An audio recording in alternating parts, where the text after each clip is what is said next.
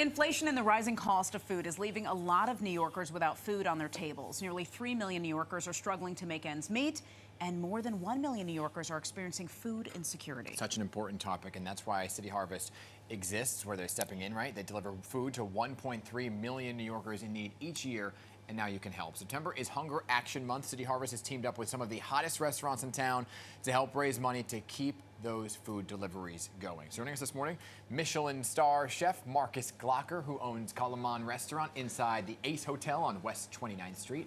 Good morning, Chef. How are we doing? Good morning. Thanks for having us. Of course. Thank you for being here. Getting a reservation at your restaurant, by the way, not easy.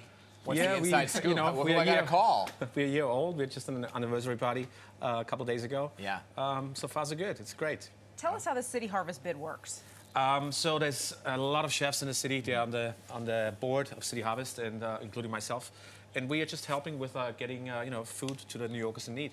And bid is one of those events. It's the craziest tasting event. So am I literally bidding to have dinner at your restaurant? You can have silent auctions. There's a live auction. There's chefs displaying their foods, and you can buy tickets on cityharvest.org. And, it's a really fun event to really interact with all the people, support City Harvest, and it's for the New Yorkers. And that's the great thing. So just kind of walk us through it, right? What exactly it is, because last year's event for Bid was one of the biggest ever, record-setting, in fact, raising so much money for food insecurity here. Yeah, I mean, it's the biggest tasting event. City Harvest is the biggest food insecurity organization. So, therefore, all the chefs in New York City are somehow involved. And once you go in there, you see all the chefs. You open your wallets a little bit as well, I would say. It's to support them with the tickets, with the donations, and you can be in so many ways involved. Charity work is all around for soup kitchens. That kind of involvement is there as well. So there's something for everybody to be a part of this organization. I can only imagine the chefs like you pull out all the stops, right, to wow people, to get them to spend a little there's bit more some money. Good food going on. Of course, some of what you're doing here today. I love mushrooms, by the way. So I just want to do a quick, simple dish. It's almost the weekend. Yes. Brunch is up on us. I love mushrooms. We have beautiful chanterelle mushrooms right here. Chanterelle. We do mushrooms on toast. I have a little sourdough toast here. Like you spread them? We have eggs. We're going to saute the mushrooms in the pan, which you're going to show in a second. Okay. So a little bit of olive oil in there. What's the secret to not making mushrooms spongy? Because I do love them, but I don't know how to cook them that well. It's have the right heat. I think they set me up for the right heat, okay. just about. Yep. So you want to get a little bit of color on there, not too much. And then we just let them go for a few seconds. Right. And then we're just going to crack the eggs. What's the flavor of this kind of mushroom? It's foresty, it's light, has a very unique flavor. It's clearly when you eat that, there's nothing else like this. Yeah. It's a very unique flavor. Okay. So we have some eggs. I'm gonna crack them in here. Oh, I see. This and then the whole thing goes on the toast. Okay. Yeah, we're gonna put the whole thing on the toast. Yeah. Just What's your big specialty at the restaurant? We have some dishes we brought from the restaurant. We have the schnitzel, we have the gougères over there. A beautiful beetroot salad with a linzer crust. I gotta tell you, some of this stuff looks so beautiful. This marzipan is like just a stunning dessert, and it's light with egg whites and almond paste, right? Correct, and a little sea salt on top and Valrhona chocolate.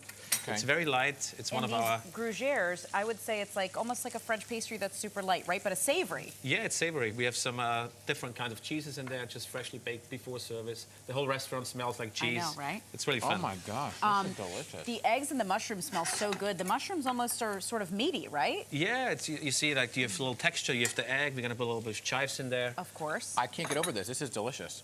Thank you. Sorry. Oh my God. It's even better in the restaurant. What is that magic? It's magical. So we have a little creme fraiche in there. Okay. And do you have a goal of amount of money that you're trying to raise? Yeah.